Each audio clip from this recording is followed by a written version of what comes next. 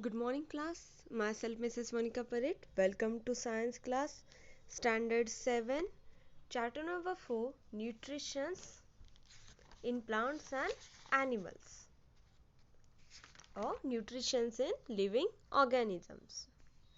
In last section, we have covered symbiotic nutrition, that is, two organisms will live together to fulfill each other's need. Host plant will supply nutrients to it, and the another plant will supply water and nutrients to it, and in this way they will live together to fulfill each other's needs. By helping each other, they will take a growth. And the example we have seen is lichen. Lichen is the example of the symbiotic nutrition. Next we have seen is heterotrophic plant. In the heterotrophic plant we have seen the example of Lauranethus. Lauranethus is a partially parasitic plant we have seen. Why it is partially parasitic? Because it can perform the photosynthesis, but still it is depend on the host plant for the nutrients, hence it is called as partially parasitic plants. Then today we are going to see insectivorous plant. Can you see this image? It's the Drosera burmani plant.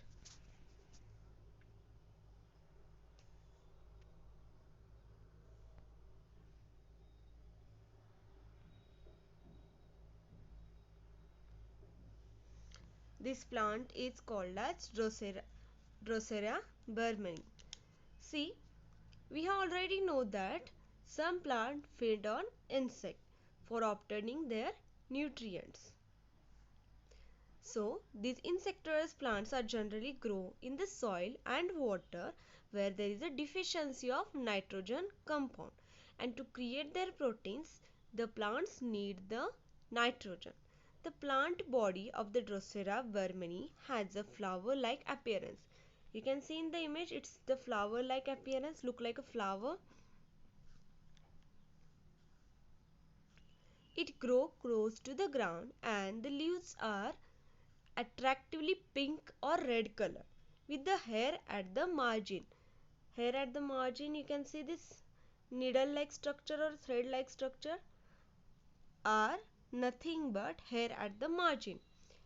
Droplet of a sticky substance found at the tip of the hair attracts the insects. At the end of it, we can see the white portion like a droplets. They are the sticky substance which will attract the insects.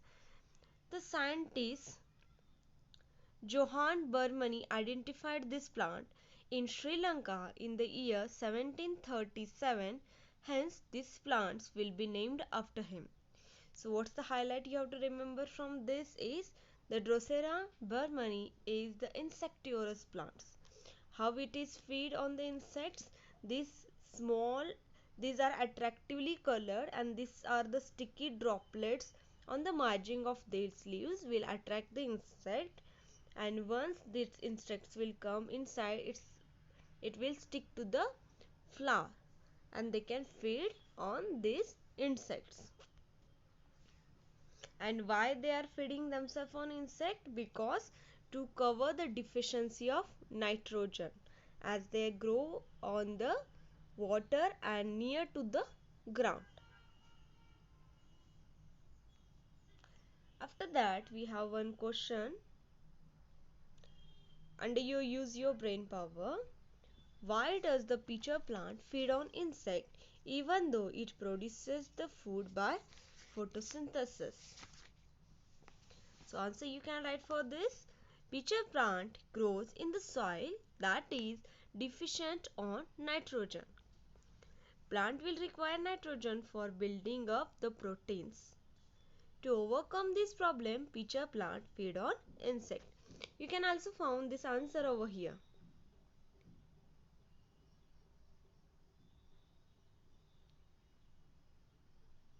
Plant feed on insect to obtain the nutrients.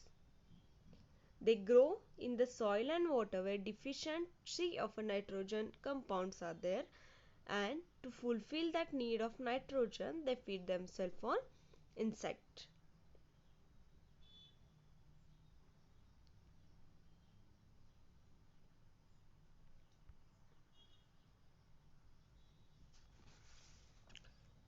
Next topic we have as saprophytic plant. Saprophytic plants are those plants which will obtain their food from dead and decaying bodies of the other organism. So such a plant will be called as saprophytic plants.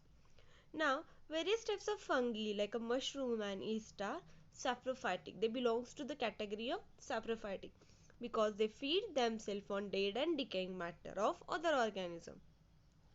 Fungi will secrete digestive enzyme on the dead remains and dead remains to digest or break down the carbon compound they contains. Means what? The fungi will secretes some digestive enzymes on the dead organism. So what will happen? That dead remains will be break down to the carbonous compound which they will contain, and what will be the result of this will be resulting solution is absorbed by the nutrients. In this manner they will leave themselves, or they will obtain the food from dead and decaying manner. So will the always is it harmful or useful?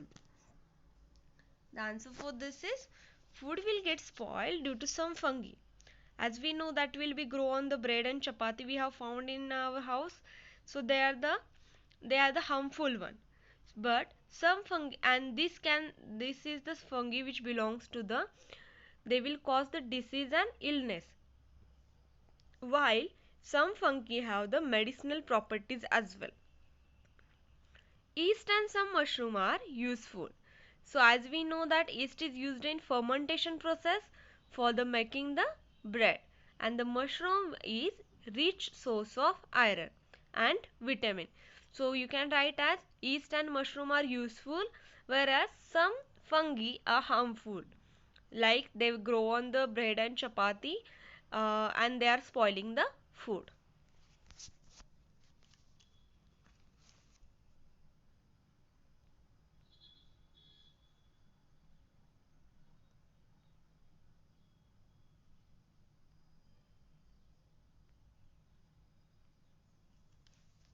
This chart we are going to learn now. The role of nutrient and the effect of their deficiency on the plant. These are the nutrients required for the plants, what their function on the plants, and if they are lacking or there is a deficiency of this nutrient, what will be the effect of this deficiency on the plant. We are able to see these three categories are mentioned over here. First is a nitrogen. So it is the important component of a protein, chlorophyll and chloroplast. They are also useful to create the proteins or the nutrients, you can say. If any plant is having the deficiency of nitrogen, what the effect is seen? Retarded or stunned growth, yellowing of leaves. Retarded or stunned growth means slow growth, or the growth of the plant is stop over there, they are not growing properly. Yellowing of leaves can be easily identified when it will be a deficiency of nitrogen. Next is phosphorus.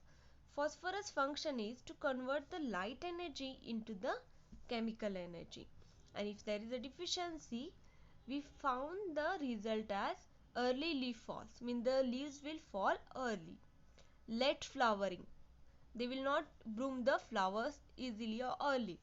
Slow growth of roots. Next nutrient is potassium. Potassium is necessary for metabolic activities in the plants. So the effect of deficiency of potassium will be weak stem, wilting of leaves, failure to produce the carbohydrate. Next we have as magnesium. The nutrient magnesium function is to produce the chlorophyll. Even the iron function is to produce the chlorophyll. So we will take this together, magnesium and iron, to production of chlorophyll. If there is a deficiency of magnesium, then there will be a slow retarded growth of plant and yellowing of leaves. And if it deficiency of iron, yellowing of leaves. Most of the known effect of the deficiency we have found is yellowing of leaves. Manganese. Production of main plant hormones is the function of manganese, and if it is the deficiency in the plants, the retarded growth and spotted leaves, means the spot we can found on the leaves is the effect of it. Last nutrient is the zinc. Function of zinc is production of hormones and their intermediates. An effect of it will be retarded growth and yellowing of leaves on it. So what we have learned, we will summarize this. There are basically two major types of nutrition: autotrophic mode of nutrition and heterotrophic mode of nutrition. Autotroph are those which will create their own food with the help of sunlight, chlorophyll, carbon dioxide and waters, and prepare their own food or belongs to the autotroph category. And the plants which are not able to perform or create their food by their own or belong to the heterotrophic mode of nutrition. In that we have seen saprotrophic nutrition, which will obtain their food from nutrients. They obtain the nutrients from decaying matter or the dead and decaying matter of or the organism. Next we have seen the parasitic nutrition. They obtain the nutrients from the another living organism. The example we have took for this is Loranthus, and for the saprotrophic we have took the example as fungi, yeast and mushroom. Holozoic mode of nutrition, this we will learn while we are learning the nutrition in animal. In heterotrophic mode of nutrition, we have seen the example of Drosera bermani, which will having the attractive color. It is having the margins, hair margins, which is and droplets of a sticky substance found on the tip of it, which will attract to the insect. One more example of insectivorous plant is pitcher. This image of pitcher is shown over here. See, it contains a jar-like structure, and when insect will fall into it, the lid of it will get closed and it will be decay over there, and the nutrients will be absorbed from that animals or the insect. They feed themselves on insect and small animals like a rat. They are green in color, so they can prepare their own food, but still they are feeding themselves on insect to cover their deficiency of nitrogen.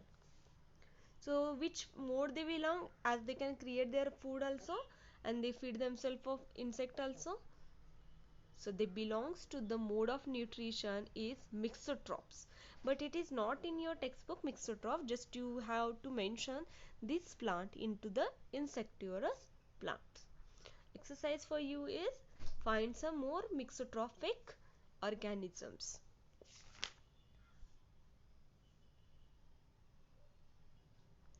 Before we end this topic, that is the mode of nutrition in animal, we will just enlist the difference of it: autotrophic and heterotrophic.